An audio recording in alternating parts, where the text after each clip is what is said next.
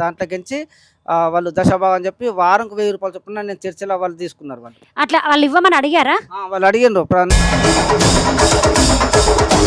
వాళ్ళదంతా ఉద్దేశం నాకు అర్థమైపోయింది. వీళ్ళంతా చెడు చేస్తున్నారనే ఉద్దేశం నాకు అర్థమైపోయి బలవంతం మీద వెళ్ళిరు. కానీ నేను ఇన్ని గర్వాపసులు చేశామండి. భార్య బలవంతం మీద భర్త వెళ్ళిన వాళ్ళని చూసినా, కానీ భర్త బలవంతం మీద భార్య వెళ్ళిన వాళ్ళని ఫస్ట్ టైం చూస్తున్నా. కానీ 3 సంవత్సరాలు చూసినా 3 సంవత్సరాలు మీ యేసు ప్రభు నాకు ఎలాంటిది కూడా నాకు కనిపించలేదు. బైబిల్లో ఒకటి ఉంటుంది అనమాట, పాత నిబంధనను కొట్టివేయడానికి వచ్చాను యేసు అని. ఇక్కడ కేసులే మనకు కొట్టివేయబడట్లేదు. మీ పాత నిబంధన కొట్టేస్తే ఎంత, కొట్టివేయబడకపోతే ఎంత? సంపాదించిన డబ్బుల నుంచి ఇంత దశభాగం తీసుకురా, దశభాగం నువ్వు దేవుడికి ఇస్తే నీ ఇంకా పైకి వస్తావు, నీ వ్యాపారం డెవలప్ అవుతుంది అని వాళ్ళు 3 సంవత్సరాల దాకా నేను అలా ఇస్తా పోయినా. కానీ నాకు నేను జీవితంలో నేను నష్టపోతున్నా కానీ నేను పైకి రాలేదు. స్వస్థతలు జరుగుతాయని చెప్తారు కదా, అంటే మీరు దాంట్లోకి వెళ్తే అనారోగ్యం వచ్చింది అంటున్నారు కదా, ఏం అనారోగ్యం వచ్చింది? నాకు ఆయన చెప్పిన 1 మంత్ లోపలనే మేము తిరుపతి దర్శనం చేసుకున్నాము. మా ఇల్లు సమస్య కూడా మన సంవత్సరం విరోధాల గంట తొలగిపోయింది. Super super. తిరిగి మన స్వధర్మంలోకి వచ్చిన కారణంగా ఓకే, మన హిందూ ధర్మం ప్రకారం మీరు తిరిగి పుట్టింటికి వచ్చేసారు కాబట్టి మన హిందూ ధర్మం ప్రకారం మీకు మన మోక్ష ధర్మ తరపున బట్టలు, దేవుడి చిత్రపటము మీకు ఇప్పుడు ఇస్తామండి. అంతా శుభం జరగాలని ఆ శివపార్వతులే మీ ఇంటికి వచ్చిర్రు. అందరికీ నమస్తే, జై శ్రీరామ్. నేను ఇంతవరకు ఎన్నో గర్వాపసులు చేశాను, అది మీరు చూశారు. బట్ ఈ గర్వాపసి చాలా చాలా స్పెషల్. ఎందుకనంటే మేము ఒక కుటుంబాన్ని, ఇంతకుముందు రాజేష్ అనే ఒక కుటుంబాన్ని మేము గర్వాపసి చేస్తే అతని ద్వారా వచ్చిన గర్వాపసి ఇది నాకు చాలా సంతోషం అనిపిస్తుంది. ఎందుకనంటే అన్ని గర్వాపసుల కంటే విభిన్నం ఎందుకు అంటున్నానంటే, వీళ్ళు ఎవరోనంటే మాకు లాగానే విశ్వబ్రాహ్మణులు. మరి వీళ్ళ జీవితంలో ఏ విధంగా యేసు నమ్ముకున్నారో, నా జీవితంలో ఏ విధంగా నేను యేసు నమ్ముకున్నానో మీకు తెలుసు. మరి వీళ్ళ జీవితంలో ఏ విధంగా యేసు నమ్ముకున్నారనేది ఇప్పుడు మాకు చెప్పారన్నమాట. సో అది విన్న తర్వాత నాకు షాక్ అనిపించింది. అదేంటో ఒకసారి అమ్మకు అడుగుదాం. జై శ్రీరామ్ అమ్మ, ఒకసారి మీరు అంటే మీకు ఆ చర్చి ఎలా పరిచయం అయింది, మీరు అలా చర్చికి ఎలా వెళ్ళారు ఒకసారి చెప్పండి. మా ఆయన ద్వారా వెళ్ళానండి. అతను ఫస్ట్ 5 వెళ్ళారు. రాండి అన్నారు. నేను రాను అని బలవంతం చేశాను. రానన్న కానీ మా సార్ చేసేట్లా చర్చికి వెళ్తుండే సండే. ఓన్లీ ఇక్కడ లోకల్లోనే వెళ్ళారు? ఇంకెక్కడ లోకల్ని ఇంకెక్కడన్నా చర్చి ఎక్కడైనా ప్రార్థనలు జరిగితే? ప్రార్థన జరిగితే వెళ్ళలే. అతను వెళ్ళిండు కానీ నేను వెళ్ళలేనండి. రమ్మన్నారా ఆయన చర్చికి? రమ్మన్నాడు కానీ వాళ్ళు రమ్మన్నట్లే ఈయన నన్ను రమ్మన్నాడు. అదే వరంగల్ వరకు కూడా వెళ్ళాము అని చెప్పారు కదా. అది ఒకప్పుడు ఈయననే పోయిండు. నేను కూడా రమ్మంటే ఒకసారి పోయినా కానీ మళ్ళీ ఏంటనే వచ్చేసినాం. ఉండలేదు. వరంగల్కి దేనికోసం వెళ్ళారు? ఇదే చర్చ్ మీటింగ్ కోసం. ఇక్కడ నుంచి ఇందూరు నిజామాబాద్ నుంచి మీరు వరంగల్కి వెళ్ళారా? ఓకే, దేనికోసం అక్కడ? అంటే స్వస్థత సభలు జరుగుతున్నాయని వెళ్ళారా? సభలు జరుగుతున్నాయి అని మంచి జరుగుతుంది అని అంటే వెళ్ళినాం అక్కడికి. మరి అక్కడికి వెళ్ళొచ్చిన తర్వాత మంచి జరిగిందా నీకు? నవ్వకు, అంటే ఏం జరిగింది? జరిగిందా? అంత ఏమి అనిపించలేదు కానీ. నీకేం అనిపించలేదు? ఎట్లున్నావు అట్లనే ఉన్నావు అంతే, నాకేం అనిపించలేదు. సరే, ఇప్పుడు వచ్చినావు కదా, నీకు అందులోకి వెళ్ళినప్పుడు ఎలా ఉండేది, ఇందులో ఉన్నప్పుడు ఎలా ఉండేది? ఫస్ట్ ఇందులోనే ఉన్నావు కదా. ఫస్ట్ నుంచి నేను ఎప్పుడు నమ్మలేను దేవుణ్ణి, అతిగా ఇది చేసుకోలేను నేను. ఇతను యేసుట్లా నాకు అవకాశం వచ్చింది అంతే. అయితే ఇక్కడ నా ప్రశ్న ఏంటంటే, ఇప్పుడు నేను ఇంతకు ముందు నాకు చాలా మంది క్రైస్తవులు నన్ను మతం మార్చాలని చూసారు. అంటే అప్పుడు నేను మా అమ్మ వెళ్ళినప్పుడు ఏంటంటే చాలా మంది క్రైస్తవ పాస్టర్లు నన్ను మతం మార్చడానికి బాగా ట్రై చేశారు. అయితే ఒక్క పాస్టర్ మాత్రం నాకు ఒక విషయం చెప్పాడు. నాకు ఏమన్నాడంటే, అరే నాయన, యేసుక్రీస్తు ఎవరో కాదు, మీ యొక్క వడ్లోళ్ళ జాతికి అంటే వడ్ల కులానికి చెందినవాడు. నువ్వు నమ్మే శివుడికి అసలు కులం ఉందో లేదో ఎవరికి తెలీదు, కానీ మీ యేసుకు మాత్రం ఒక కులం ఉంది, ఆయన విశ్వబ్రాహ్మణుడు. మీ విశ్వబ్రాహ్మణులు దగ్గరికి రానివ్వకపోతే వేరే జాతి వాళ్ళు, అంటే తక్కువ కులం వాళ్ళు అయితే ఎవరైతే ఉన్నారో వాళ్ళ దగ్గరికి వెళ్ళిపోతున్నాడు. మీ దేవుని నువ్వు పట్టించుకోకపోతే ఇంకా ఇంకెవరు పట్టించుకుంటారు అనగానే నేనేం చేశానంటే, యేసు ప్రభు మా వడ్లవాడా, అంటే మా విశ్వబ్రాహ్మణుడా అని నేను అనుకున్నాను అన్నమాట. ఇప్పుడు మీకు అది ఎవరు కనిపించింది అట్లా ఇద్దట్లో? నాకు వాళ్ళు ఏమన్నారంటే, మెదకులో చర్చిలో అక్కడ ఏమన్నారంటే, యేసు ప్రభు చాలా గొప్పవాడు, మా దేవుడు గొప్పవాడు, నీకు ఈ కేసు కొట్టేస్తాడు, నీకు అన్ని విధాలకు మంచి జరుగుతుంది అది అన్నారు వాళ్ళు. ఒక్క నిమిషం, నా ప్రశ్న ఏంటంటే, మీరు ఎన్ని సంవత్సరాలు అక్కడ క్రిస్టియానిటీలో ఉన్నారు? 3 సంవత్సరాల దాకా నేను అక్కడికి వెళ్ళిన కోర్టు కేసు ఉండడం వల్ల వాళ్ళు నమ్మించి నాకు 3 సంవత్సరాల దాకా నాకు ఆ చర్చి వాళ్ళు తింపారు. వాళ్ళు చర్చిలో అది ఇది ప్రార్థన చేస్తాము అది చేస్తాము అనుకుంటా నన్ను నమ్మించుకుంటా 3 సంవత్సరాలు నన్ను దశభాగం అనుకుంటా నా దగ్గర వారం 1000 రూపాయలు తీసుకున్నారు వాళ్ళు. అట్లా కొన్ని వేల రూపాయలు కూడా నా దగ్గర తీసుకున్నారు. తర్వాత నాకు జ్ఞానం వచ్చి వీళ్ళు ఇంత మోసం చేస్తున్నారనే ఉద్దేశంతో 3 సంవత్సరాలు నేను విరమించవచ్చు, నా జీవితం వ్యర్థం చేసుకున్నా. మరి 3 సంవత్సరాలు మీరు వెళ్ళారు కదా, ఎందుకోసం వెళ్ళారు ఆ 3 సంవత్సరాలు? 3 సంవత్సరాలు గొప్పవాడని వాళ్ళు వీరు చెప్పించి ఎందుకోసం నమ్మించారు. నమ్మించి మోసం చేస్తున్నారు, వీళ్ళది ఏంది విషయము అనే ఉద్దేశంతో నేను 3 సంవత్సరాల దాకా వాళ్ళది తెలుసుకుని 3 సంవత్సరాలు వాళ్ళది మొత్తం నాకు తెలిసిపోయింది. అది మొత్తం బైబిల్ గురించి కూడా నేను తెలుసుకున్న జ్ఞానం తెలుసుకొని ఆ 3 సంవత్సరాలు నాకు ఏమి అనిపించలేదు. దేవుడు ఏది చేయాలని అది అందరికి అదే చేస్తారు తప్ప ప్రత్యక్షంగా వచ్చి నీకు ఇది ఇస్తా బిడ్డ అని చెప్పి వీళ్ళు చెప్తారు, కానీ అది దేవుడు అలా అది మీకు ఇయ్యాడు. 3 మనం సంవత్సరాలు చేసే కర్మను అన్న, బట్టి మనకు అది వస్తుంది. మీకు 3 సంవత్సరాలు పోయిన తర్వాత అర్థమైంది. 3 అదంతా సంవత్సరాలు మోసము, పోయిన వ్యర్థం తర్వాత అని. నాకు వాళ్ళదంతా ఉద్దేశం నాకు అర్థమైపోయింది. వీళ్ళంతా చెడు చేస్తున్నారనే ఉద్దేశం నాకు అర్థమైపోయి నేను విరమించుకున్నా. అమ్మ, సంతోషం. మీరు వెళ్ళిరు కదా, మీకు వెళ్ళినప్పుడు చర్చిలో ఏమనిపించింది, మన గుడిలో ఏమనిపించింది? గుడిలో ఎలా ఉండేది? నాకు ఇష్టం లేకగానే పోయినమ్మా మేము. ఇష్టం లేదు కానీ భర్త బలవంతం మీద వెళ్ళిరు. కానీ నేను ఇన్ని గర్వాపసులు చేశామండి. భార్య బలవంతం మీద భర్త వెళ్ళిన వాళ్ళని చూసినా కానీ భర్త బలవంతం మీద భార్య వెళ్ళిన వాళ్ళని ఫస్ట్ టైం చూస్తున్నా. ఫస్ట్ భార్య నమ్ముకుంటేనే మొగుడిని ఎట్లన్నా చేసి లాక్కపోవాలని చూశాను, కానీ ఫస్ట్ టైం భర్త నమ్ముకొని నా భర్త నా దేవుని నమ్మాలని నాది అదే ఒకటే కోరిక. అంతే. అతను కాకపోతే ఆయన మనశ్శాంతి కోసం వెళ్ళావు. వెళ్ళాను, కానీ మొత్తం వెళ్ళలేవు. మొత్తం వెళ్ళలే. నేను అందులోకి ఎక్కవోలేను. అందరూ సమానమే అనుకున్న భ్రమలో పోయినావా? అంతే. కానీ వాళ్ళు అక్కడ అందరు సమానమే అని చెప్తారా? చెప్తలేరు. ఏమని మన చెప్తారు? దేవుడే మంచోడు, వాళ్ళ దేవుడు. ఏసయ్యనే మంచివాడు, మనంత మంచివాడు ఎవరు లేరు, అతను అందరికి ఆదుకుంటాడని చెప్తాడు. ఒకటి అసలు దాంట్లో నుంచి మీకు విరక్తి పుట్టడానికి ఏదైనా ఒక సంఘటన జరిగిందా మీకు? విరక్తి పుట్టడానికి సంఘటన అనేది నాకు 3 సంవత్సరాల నుంచి నేను తిరిగిన, అందులో నాకు ఎలాంటి ప్రభావం కనిపించలేదు. ఇది చేస్తున్నది వీళ్ళంతా వ్యర్థమని నా జ్ఞానం వచ్చి వీళ్ళు చేసిన పనులు, వీళ్ళు దేవుని నమ్ముకో మా యేసు ప్రభు నీకు ప్రార్థన చేసి నీకు ఇది అవుతుంది అదే అవుతుంది చెప్తున్నాను. కానీ 3 సంవత్సరాలు చూసినా 3 సంవత్సరాలు మీ యేసు ప్రభు నాకు ఎలాంటిది కూడా నాకు ప్రభు నాకు కనిపించలేదు. నా శివుడే గొప్పవాడని చెప్పి నేను వేములవాడ పోయినా, అక్కడ పోయి ఆయనకు ప్రత్యక్షమ దైవగా ఆయనకు ముక్కు నచ్చిన మన దేవుడు చాలా గొప్ప పని చేసిండు. నాకు ఆ కేసు కొట్టేసిండ్రు. నేను నా జీవితం నా భార్య పిల్లలతో సంతోషంగా బతుకుతున్నాను. ఏంది అంటే మీరు యేసు ప్రభువు నమ్ముకున్నప్పుడేమో మీ కేసు కొట్టబడవేయలేదు, కానీ మళ్ళీ ఎప్పుడైతే వేములవాడ వెళ్ళి శివుని దర్శనం చేసుకొని అయ్యా శివయ్య నువ్వే నా తండ్రి అన్నప్పుడు మాత్రం కేసు కొట్టివేయబడ్డది. కేసు కొట్టేసిండ్రు.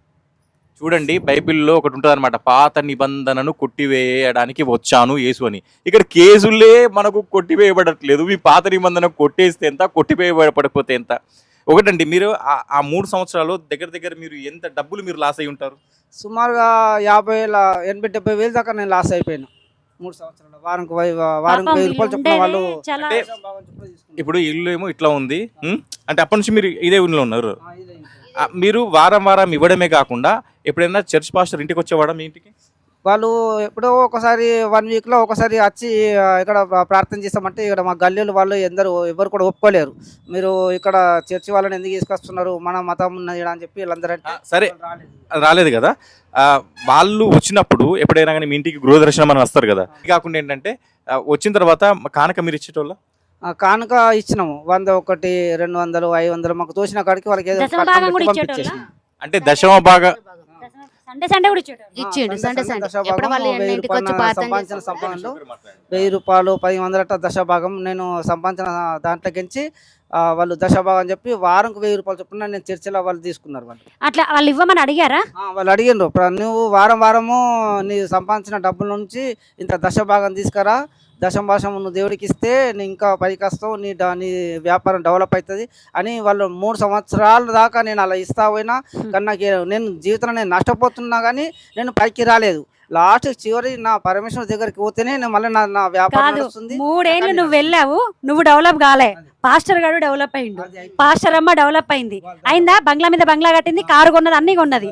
మరి 3 ఏళ్లలో నీ కేసు కొట్టేయలేదు. నువ్వు పైసలు లాసు, ఆరోగ్యం లాసు, చర్చికి పోయి వారం వాణి బతికిచ్చినావు. అదేదో నీ పిల్లలకు వారం 1000-1500 ఇస్తే ఇంత చిన్న ఇంట్లో ఉంటున్నావు నువ్వు. పాస్టర్ అమ్మ ఎప్పుడన్నా వచ్చి ఇంత చిన్న ఇంట్లో ఉంటున్నావు, ఎలా అడ్జస్ట్ అవుతున్నావు అని అడిగారా? వాళ్ళు అడగలేరు.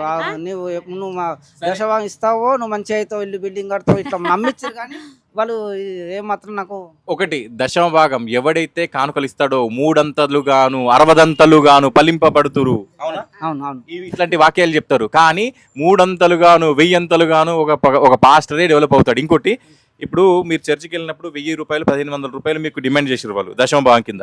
మరి తర్వాత మీరు ఎన్నో గుళ్ళకి వెళ్ళారు కదా, ఏ పూజారైనా కానీ నీ సంపాదన నుంచి నాకు వారము శనివారము సోమవారము తీసుకురమ్మని ఏ పూజారైనా మీకు చెప్పాడా? మన మతంలో ఏ పూజారి కూడా నాకు ఎవ్వరు అడగలేరు. మేమే సంతోషంతో ఉండిలా మాకు తోచిన కాడికి అక్కడ దేవుడి దగ్గర చేసి వచ్చిన. కానీ మా ధర్మంలో మాత్రము, హిందూ ధర్మంలో ఎవ్వరు కూడా మాకు కానుక పెట్టు, మాకు బట్టలు పెట్టు, మాకు అవి పెట్టు అని చెప్పి మన గుడి పంతులు కానీ ఎవ్వరు కూడా ఒక రూపాయి అడగలేదు.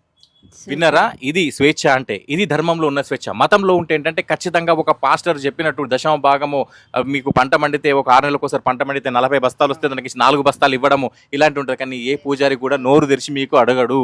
ఇది మన ధర్మంలో ఉండే స్వేచ్ఛ. నువ్వు ఏ ఆలయంకైనా వెళ్ళి కూర్చోవచ్చు. కానీ ఉదాహరణకి నేను ఇక్కడ ఒక పెద్ద చర్చ్ ఉంది, నేను పేరు చెప్పా, అక్కడికి పోయినామంటే చర్చ్ ముందర ఒక సెక్యూరిటీ గార్డు ఉంటాడు, అక్కడ ఉండి మనల్ని ఆపేస్తాడు. ఆపేసి నువ్వు ఎక్కడి నుంచి వచ్చినావు, ఎట్లొచ్చినావు ఇవి అడుగుతాడు. కానీ మన కంఠేశ్వర టెంపుల్కి వెళ్ళినా ఏ గుడికి వెళ్ళినా కానీ ఏ సెక్యూరిటీ అన్న గార్డ్ అని మనకు ఆపుతాడా? ఉండడు. మనకి ఎలాంటి సెక్యూరిటీ ఉండరు, ఎవ్వరు అక్కడ అడగడు కూడా. మనం స్వయంగా ఆయన దగ్గరికి వెళ్ళొచ్చు, మనం ఆయన దర్శనం చేసుకొని రావచ్చు. ఏ మతం వారైనా మనము రావడానికి వాళ్ళు ఎవ్వరు కూడా అభ్యంతరం చేయరు. సరే, మరి మీ జీవితంలో ఎప్పుడైనా కానీ ఆరోగ్యం గురించి అంటే మీరు చూసారు ఎవరైనా అద్భుతాలు? అలా అద్భుతాలు అనేది నాకు 3 సంవత్సరాలు నాకు ఇలాంటిది ఏం కనిపించలేదు. ఇక నేను అనారోగ్యం పాలైన తప్ప ఇంకా అందులో నాకు ఇది ఎప్పుడైతే నేను మా దేవుడు అంటే ఒకటండి, అనారోగ్యం అంటే దాంట్లోకి వెళ్తే అనారోగ్యం పాలైన అంటున్నారు కదా. ఇప్పుడు చాలా మంది ఏమంటారంటే యేసుని నమ్ముకుంటే మీకు రోగాలు పోతాయి, యేసుతో బాప్తిస్మం తీసుకుంటే మీకు ఇంకా ఏమైనా కానీ స్వస్థతలు జరుగుతాయని చెప్తారు కదా. అంటే మీరు దాంట్లోకి వెళ్తే అనారోగ్యం వచ్చింది అంటున్నారు కదా, ఏం అనారోగ్యం వచ్చింది? నాకు స్వల్పంగా జ్వరాలు కానీ అలాంటి నాకు జీవితంలో ఎన్నడూ రాలే. కానీ 3 సంవత్సరాల కొంత విరక్తి కలిపింది. నాకు శక్తి లేకుండా బాగా నీరసంగా అయిపోయినా, చాలా ఇబ్బంది కూడా పడ్డా. ఇది ఏంది ఇంత బాధపడుతున్నాను, 3 సంవత్సరాల్లో నేను అనవసరంగా వ్యర్థం అయిపోయినా అని చెప్పి భగవంతుడి దగ్గరకు పోతేనే మళ్ళీ నేను ఆరోగ్యవంతునైనా. అయితే ఇక్కడ ఎందుకు వచ్చిందో తెలుసా? మనము గుడికి వెళ్తే ఒక తోరణాలు ఉంటాయి, మామిడి తోరణాలు, పసుపు ఉంటుంది మనం గడపకు కానీ.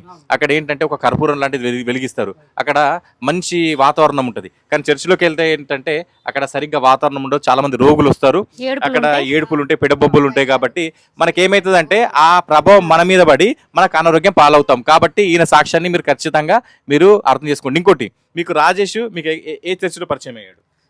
రాజు ఆయన ఇక్కడ మన అన్న ఇక్కడనే కానీ రేడియో స్టేషన్ ముంగట చర్చిలో, రేడియో స్టేషన్ ముంగట ఒక చిన్న చర్చ్ ఉండే.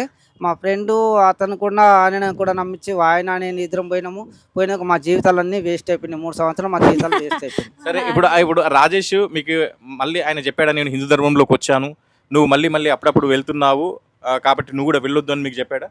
చెప్పాడు. మా రాజు వచ్చి అద్దు మన మతం చాలా గొప్పది, నేను ఇది విరమించుకున్నా, నువ్వు మన మతంలో నేను ఉండాలి, మన దేవుడు అన్ని విధాల గొప్పవాడు, మన దేవుడి దగ్గరికి వెళ్దామంటే అప్పటి నుంచి నేను పరమేశ్వరుని ఫస్ట్ వేములాడ పోయి అక్కడ ఆయన దర్శనం చేసుకుని వస్తే మాకు అద్భుతమైంది. ఎందుకంటే ఆ వేములాడ రాజేశ్వర దేవుడు నన్ను కాపాడిండు, అన్ని విధాలు మేము డెవలప్ అవుతున్నాము. ఇంకా దేవుడు రోజుకి మాకు అంతలో పెంచుతూనే ఉన్నాడు. ఇక్కడ ఇంకో విషయము, ఇప్పుడు మన రాజేష్ ఏం చెప్పాడంటే మీకు బాగలేకపోతే ఏదో పంతుల దగ్గరికి వెళ్ళమని చెప్పాడంట, మీరు వెళ్ళారంట, మంచి జరిగిందంట. ఇది ఒకసారి దీని అనుభవం చెప్పండి. అయితే మా ఫ్రెండ్ ఏమన్నాడంటే, మధ్యలో మేము ఇల్లు విషయంలో నలుగురంలో పొత్తులో ఉండట్లా అది కొద్దిగా గొడవలు జరిగితే అక్కడ వెంకటేశ్వర స్వామి మందిర్లో ఒక పంతులు ఉంటాడు, అక్కడ ఆయనకు అడిగేస్తే నీకు మంచి జరుగుతుంది అని చెప్పి మా ఫ్రెండ్ రాజుగారు చెప్పారు. అయితే నేను అక్కడికి వెళ్ళినాను, ఆ పంతుల దగ్గరికి అయితే నా జ్యోతిష ప్రకారం చూస్తే నీకు అక్కడ బాగానే ఉంటుంది, ఈ సంవత్సరం ఈ వెంకటేశ్వర స్వామికి నువ్వు తిరుపతికి మంచిగా దర్శనం చేసుకో, శ్రీరాముల వారికి ఫోటో పెట్టుకొని ఆయనకు ఎప్పుడు పూజించు, నీకు త్వరలోనే నీ ఇల్లు సమస్య తీరిపోతుంది అని చెప్పిండు. ఆయన చెప్పిన 1 మంత్ లోపలనే మేము తిరుపతి దర్శనం చేసుకున్నాము, మా ఇల్లు సమస్య కూడా మన సంవత్సరం విరోధాలు కంటూ తొలగిపోయింది. నమో వెంకటేశాయ సూపర్. మరి రాజేష్ అంటే మనం గర్భపసి చేసిన రాజేష్ గారు చెప్పడం వల్ల ఏంటంటే వీళ్ళు ఆ పంతుల దగ్గరికి వెళ్ళి కన్సల్టెంట్స్ జస్ట్ వెళ్ళి వచ్చారు, అంతేగాని మళ్ళీ వారం వెళ్ళట్లేదు. ఆయన దగ్గరికి వెళ్ళగానే ఈయన ఉన్న అన్ని సమస్యలు చాలా పోయినాయంట. చూశారు కదా, ఆయన మాటల్లో విన్నారు కదా. చాలా సంతోషం అండి, మీరు మళ్ళీ మన హిందూ ధర్మంలోకి తిరిగి రావడము. అలాగే మీ వంతు ప్రయత్నంగా మీకు తెలిసిన వాళ్ళు ఇంతకుముందు వెళ్ళిన వాళ్ళు ఉంటారు కదా, వాళ్ళకు కూడా ఇంకా ఇప్పటికీ వెళ్తూ ఉంటే వాళ్ళని మీ ద్వారా కూడా గర్వాపసి చేయడానికి ప్రయత్నం చేస్తే మనము మన సంస్థ తరపున మనము దేవుని చిత్రపటము అవన్నీ మనం ఇస్తామన్నమాట. వీర బ్రహ్మానంద స్వామి వారు వాళ్ళు చెప్పిన కాలజ్ఞానం ప్రకారము మన విశ్వబ్రహ్మణి చాలా గొప్పది, మన ధర్మం గొప్పది అనే ఉద్దేశంతో వాళ్ళకి మీరు చెప్పేదంత తప్పు. ఎందుకంటే మీరు ఒకటే చెప్తారు మా దేవుడు గొప్పవాడు గొప్పవాడు, ఏ దేవుడు అట్లా చెప్పలే.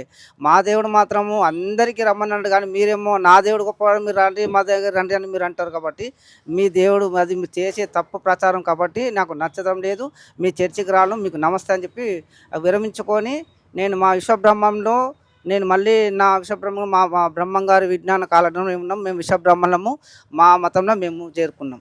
ఎందుకంటే అమ్మా మనమంతా ఆ మురికిలో పడి కొట్టుకున్న వాళ్ళం, మేము కానీ మీరు కానీ రాజేష్ కానీ అందరం తిరిగి మనం ఇప్పుడు రాజు ద్వారా మీరు తిరిగి వచ్చారు కదా, మీ ద్వారా ఇంకా కొందరు తిరిగి రావాలి. ఓకే, ఇలా ఇదంతా మన మోక్ష ధర్మ ఒక కుటుంబం లాగా ఎన్నో గర్వాపసులు తిరిగి మనం అందరినీ హిందూ ధర్మంలోకి తీసుకురావాలని గట్టి సంకల్పంతో మేము చేస్తున్నాము. ఇప్పుడు రాజేష్ ద్వారా మీరు వచ్చారు, మీ ద్వారా ఇంకొకరు రావాలి. ఓకేనా, మనం అందరం అదే కలిసి ప్రయత్నం చేద్దాము.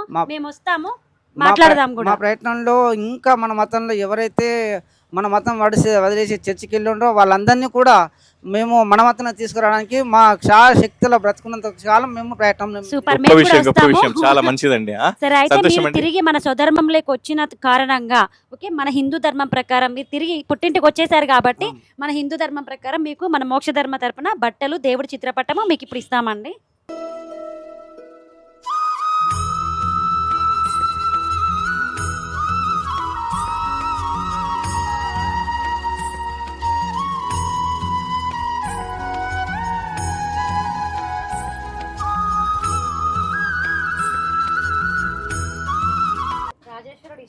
నాకు తెలియదు. మా ఇంటి దేవుడు కూడా నరసింహస్వామి. అవునా, సంతోషం. అవునా అమ్మా, మీరు అనుకున్న విధంగానే మీకు అబ్బబ్బబ్బా నిజంగా మాకు తెలీదు. ఇప్పుడు అన్నగారు ఒక ఏంటి వేములవాడ రాజరాజేశ్వర స్వామి దగ్గరికి వెళ్ళాడనే విషయం తెలీదు. బట్ ఏంటంటే ఇంటికి భగవంతుడే వచ్చాడు డైరెక్ట్ గా. నిజంగా చాలా ఆనందంగా ఉంది. మంచిగా ఇల్లు కూడా కట్టుకోండి, అంతా శుభం ఇల్లు కట్టుకొని అంతా శుభం జరగాలని ఆ శివపార్వతులే మీ ఇంటికి వచ్చిర్రు. సరేనా అండి, చాలా ధన్యవాదాలు. మనం అందరం కలిసి ఇంకా కొంతమందిని తీసుకొని వద్దాం. మా సపోర్ట్ ఎప్పుడూ మీకు ఉంటుంది. అందరు చెప్పండి హర హర మహాదేవ, శంభో శంకర, హర హర మహాదేవ, శంభో శంకర. సరేనండి, సంతోషం అమ్మ. జై శ్రీరామ్. ఓం నమః శివాయ.